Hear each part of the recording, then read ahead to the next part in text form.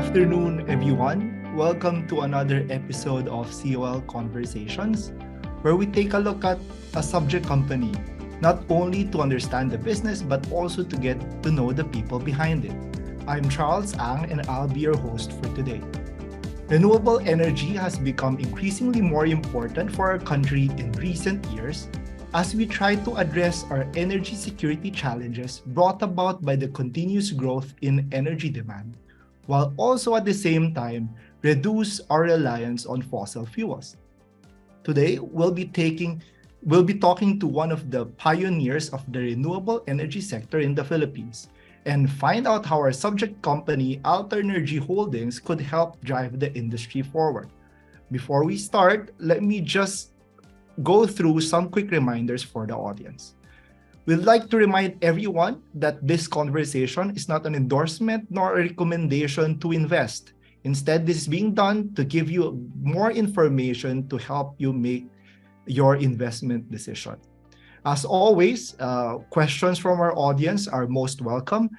Just type it in the Zoom Q&A tab, and we'll try to answer as much as we can later today. All right, so without further ado, let me introduce the people behind Alternergy. Mr. Vince Perez is the founder and chairman of Alternergy. He was the Philippine Energy Secretary from 2001 to 2005, during which he promoted the clean indigenous energy and crafted a 10-year renewable policy framework. Mr. Perez is a strong advocate of the environment and a champion of renewable energy. He and his management team pioneered the development of the first renewable energy power projects in the Philippines, the largest of which at the time, for wind, the Bangi Wind Project in 2005, and for solar, the Kirahon Solar Project in 2015. Thank you, Sir Vince. Next, we have Mr. Gerry Magbanua. He's the co-founder and president of Alternergy. Mr. Magbanua has vast experience and expertise in the energy industry in the areas of project financing, financial modeling and planning, asset and contracts management, and policy and regulatory. Prior to joining Alternergy in 2007, Sir Gerry spent 9 years with Intergen, a leading global greenfield power developer with plants in Australia, Mexico, Netherlands, Philippines, Singapore, and UK. Thank you, Sir Gerry. All right, I'll give the floor now to Alternergy. Good day. I'm Vince Perez, chairman and co-founder of Alternergy. Together with me is Gerry Magbanua, president of Alternergy. Allow me just to present to you a few decks, if I may. And there you go. So who are we? We are one of the pioneers in the renewable power sector in the Philippines, leading renewable company since 2008, and we have a very diversified triple play portfolio of wind, solar, run-of-river hydro, battery storage, and soon offshore wind. We have 10 operating projects currently running, 5 projects under construction, and 7 projects in pre-development. We are not a single person entrepreneur, but a management team with industry experience in the renewable power sector. The first 3 on the left, myself, Gerry, and Knut Hediger, were the pioneers in the North Wind Bangi Bay in Ilocos Norte before we started Alternergy in 2008. Here you see 3 bankers, some of which have experience in taking companies public. You have a pioneer in wind, Mr. Knut Hediger, 1 CPA in Gerry, 1 lawyer, Ina Ariola, 2 governments of people with experience in government, and all 6 of us have worked in building renewable projects in the past before we form ourselves as Alternergy. How are we? We are developers, first and foremost. Now, why is that relevant? Because we believe that the best value we could create is in being a developer from the beginning. That's how we navigate the complex permitting process in putting a project from paper to operation. Second, since lenders provide more than 70% of our project costs, we value our lenders as our strategic partners, and therefore we've been able to raise successfully more than 13 billion pesos in debt financing to date. Third, and this is very unique to Alternergy, we are very proactive in engaging policy discussions with the regulators. Given our government experience, we work hand in hand with the DOE, the ERC, in making sure we're at the forefront of upcoming policy directions that benefit renewable power. We follow a quadruple bottom line philosophy of profits, carbon reduction, community benefits, and employment fulfillment. But really more important, we are so focused on what we call annual cash flow, or EBITDA. We are driven, every team member is driven by what, when, or how much cash flow will a project generate in our pipeline. Because EBITDA will determine what is the value of the company going forward in terms of multiples of cash flow and earnings. We mentioned we have been pioneers. One, three of us were part of the Northwind Bangi Bay in Ilocos Norte, working hand in hand then with Governor Bongbong Marcos, now president. Because of that experience, we managed to get multiple wind service contracts from the DOE, and we were able to install up to 10 measuring towers to find where the best wind resources are. And we found one in Pililla Rizal, which is our second wind farm. Working hand in hand with the ERC for a solar project in Northern Mindanao, we worked with them to try to understand how to value a bilateral service contract. And therefore, we ended up being awarded the first ERC-approved solar power project in Northern Mindanao with CEPALCO. As we speak today, we are building close to completion the first and largest solar battery in the Western Pacific in the Republic of Palau. And this is leading us to other leads to other countries that have approached us in setting up the similar solar battery projects in their country. Just to walk you through quickly, our memory lane since 2005.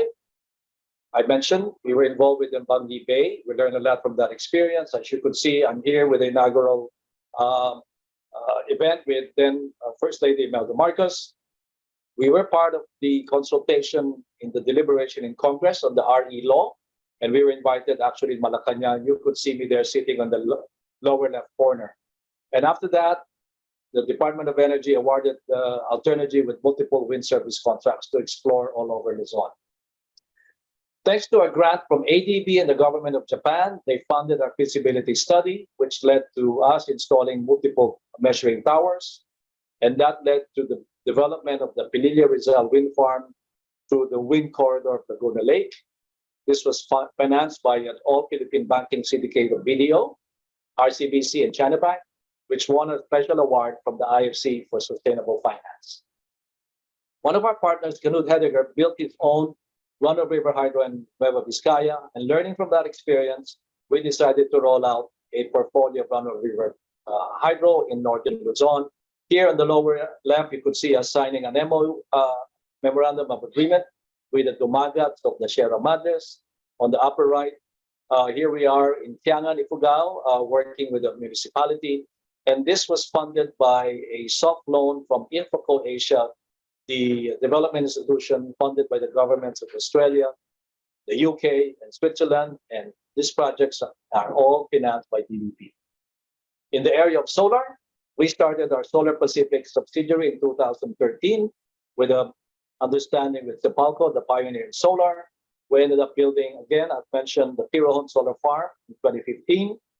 In 2018, we built the first of 8 out of 12 large solar rooftops on malls all over Luzon, Visayas, and Mindanao. And as we speak, we're about to finish our solar battery project in Palau by May 18 of this year. So let us walk you through the very unique triple play portfolio that distinguishes Alternergy from the other renewable companies. First, we want to tell you that we want to focus only in the Philippines. We believe this is our backyard, like the palm of our hand. And as Andrew Carnegie said, focus all your eggs on one basket and watch it and nurture it. Here are the various sites of our wind, solar, run-of-river projects all over Luzon, Visayas, and Mindanao, together with the one in Palau, consisting of 29 service contracts plus the Palau solar battery. I'm going to slow down and explain to you why this triple play is very important. The green line is the monthly production of a typical run-of-river hydro project. You could see that it tends to peak during the rainy months of July to November until it somewhat subsides to the dry months of early of the calendar year. Meanwhile, a wind farm tends to start picking up in terms of the amihan in October, producing large amounts of monthly production in the bare months until it dies down in the hot summer months of April and May.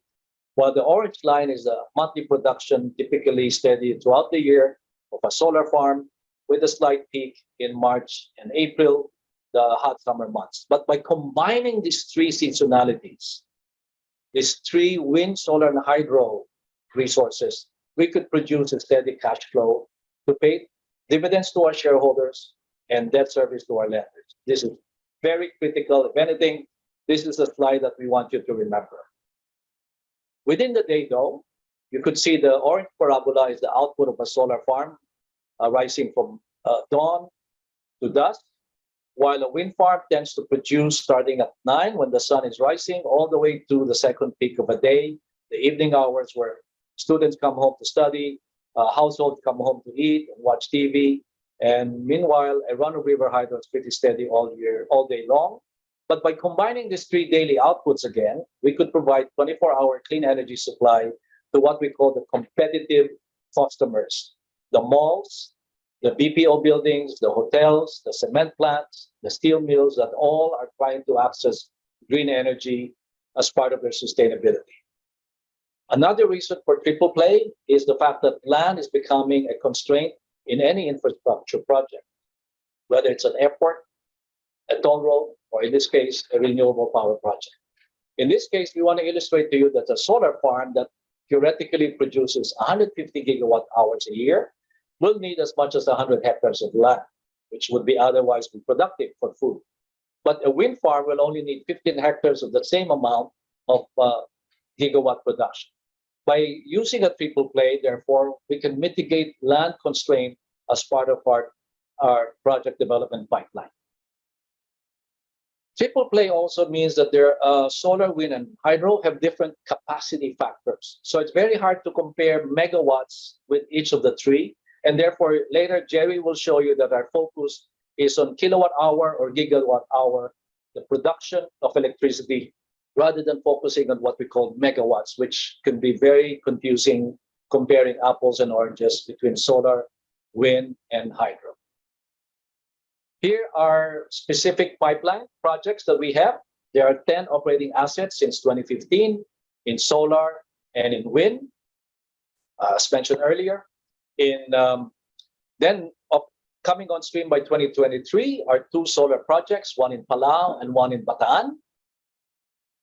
Following that are 3 more projects under construction coming on stream in 2024 and 2025.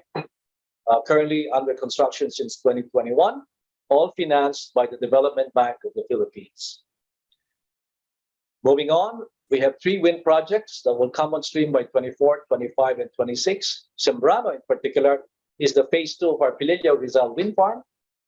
We already have an offtake agreement here, and we will start construction by the second quarter of this year. Tanay is our very large wind project. Adjacent to Pililla, the proven wind resource is already there. We have negotiated the land resource, gotten our height clearance permit from the CAB, and we hope to start constructing early next year to complete with 2025. And lastly, our first wind project outside the province of Rizal in Alabat, facing the prevailing amihan northeast monsoon winds from the Pacific Ocean. But despite all of that, despite projects under construction, projects operating, projects under development, we are topping off our 5-year project pipeline with this next frontier, the 2 offshore wind sites we have in Calibite Passage and in Tablas Strait. As you could see from this signing with the DOE, Shell Overseas Investments approached us 18 months ago to be the local partner in developing this next frontier offshore wind in the Philippines, a very promising and high priority of the BBM administration. Now, this is a slide that I want you to pay attention to. This is the slide that as an investor in Alter, you will own a piece of this portfolio. This is a portfolio that's been vetted by 3 law firms, by the PSG and the SEC. These are our real projects. The blue projects boxes are the wind, the green boxes are the hydro, the orange boxes are the solar, and the dark red box is the licensed green energy supply solutions, a retail electricity supply license, which will combine all 3 to sell to competitive customers. So what you're buying into Alter is having a piece of this solid, robust project portfolio. Let me turn you now to Gerry Magbanua to give you the highlights of the investment opportunities in Alter. Gerry? Thank you, Vince. As Vince alluded to earlier, Alternergy has a robust pipeline of renewable energy. We have secured long-term contracts with reputable off-takers for projects that are already in construction and those under that are completed already. We have established operational track record, and to overcome the myriad of challenges in project development, we have cultivated synergies with different partners. We have proven access to debt capital, having raised a total of 13.2 billion. As pioneers, we are well positioned to leverage on the growth of energy, and which is very supported by a very favorable regulatory environment. We have a management team with industry-leading experience, be it in government policy, engineering, finance, business development, and project management. And last but not least, we have a management team that is committed to a sustainable future for the next generation. Allow me to walk you through some of the details of these key investment highlights. First, our pipeline. This is, as you can see, between 2015 to 2019, these are the projects that we have brought into commercial operations. But between 2023 to 2026, these are the 9 projects that we expect to bring into commercial operations, such that by 2026, we'll be generating an annual energy equivalent to 1.1 billion kilowatt hours. What does 1.1 billion kilowatt hours mean? It is sufficient to supply renewable energy to 500,000 households. For Alternergy, based on its current portfolio, most of that will come from wind. Just to give you a highlight of some of the key off-takers that we have. First here is that contract with Transco. That's for the Pililla project, which had a base tariff of 740, but now its adjusted tariff is 8.65 pesos per kilowatt hour. We also have a contract with Palau Public Utilities. That is for the Palau project. It is denominated in US dollars, which is perfectly hedged with our CAPEX and OPEX, as well as debt service for that project. We also have a contract with City Mall for our rooftop portfolio, which is a very attractive tariff that is linked to local distribution rates. The tariff that we're getting there at the moment is ranging from 12 to 14 pesos per kilowatt hour. On the other hand, we have a contract with Sipalco for the Quirahon project.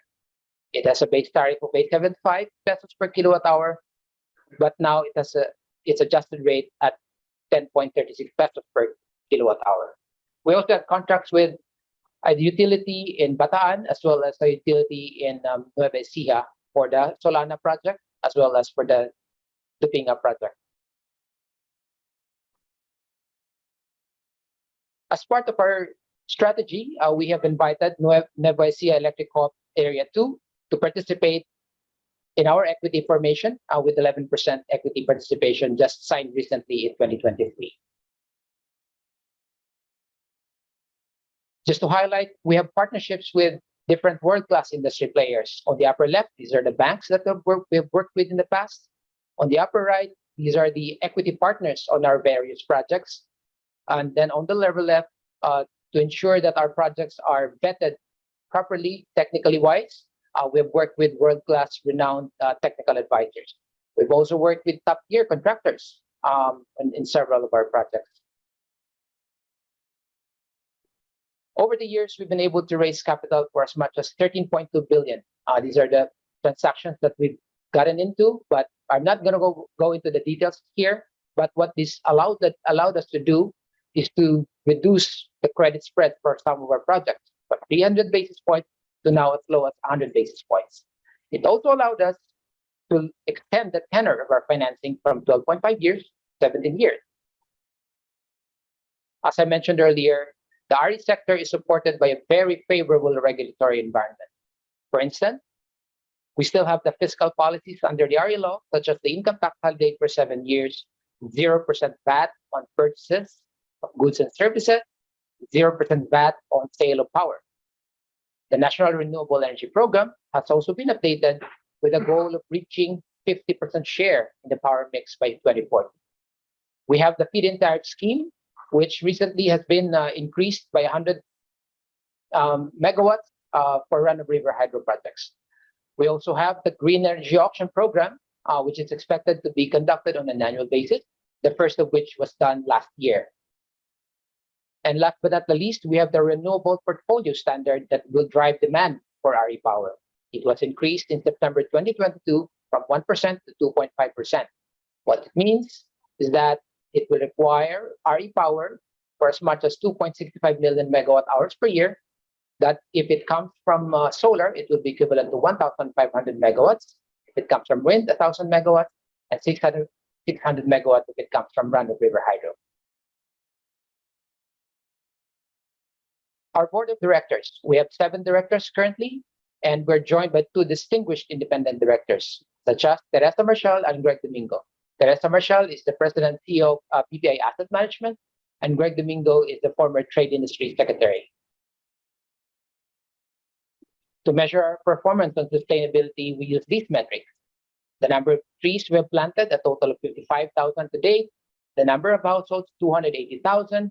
The number of visitors going to our visitor centers, 360,000.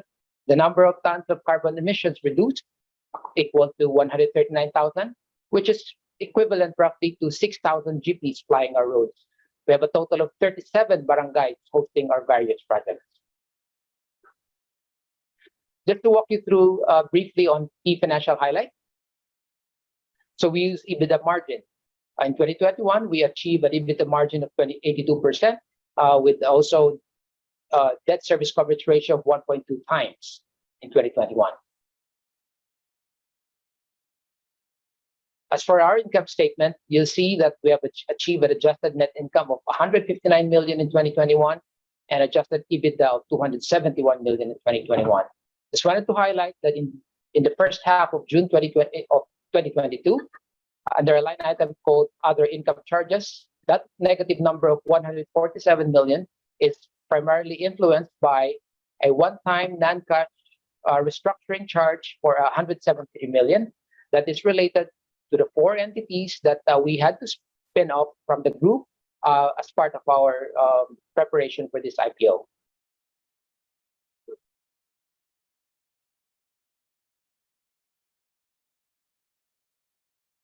Balance sheet wise, we have cash and cash equivalents of 800 million and total assets of 3.8 billion as of September 30, 2022. We also have a total equity of 1 billion pesos. As a growth company, you will expect our dominating and financing activities. We expect the operating cash flows from operating activities to increase in coming years as we roll out more projects.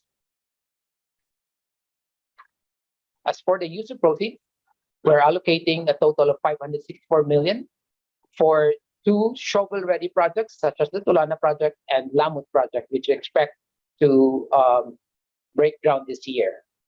We also are allocating 522 million for the Quirahon Solar project, which we acquired last year, that allowed us to gain control. What this does is that we're able to access cash flow immediately, as this project has been operating since 2015, and we're also allocating 155 million for our pre-development expenses, such as the Ibulao project, Anay project, the Alabat, and the offshore wind projects.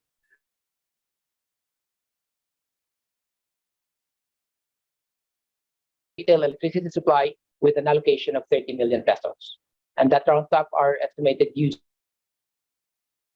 With that, let me turn it over to Vince.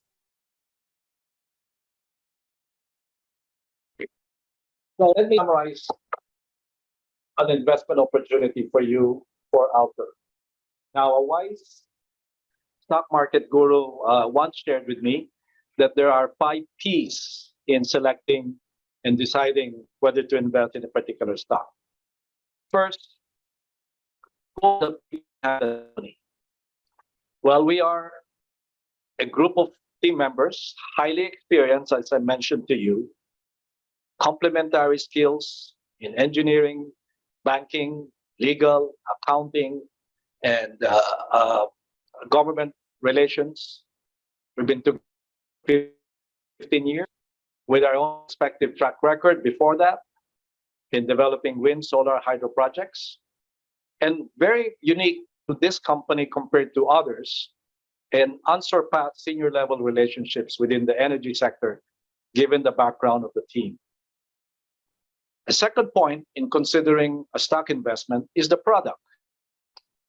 As an investor of Alter, you'll be part of a very unique renewable energy portfolio, a triple play of wind, solar, hydro, battery, and soon in the next few years, offshore wind, the next frontier in the Philippines.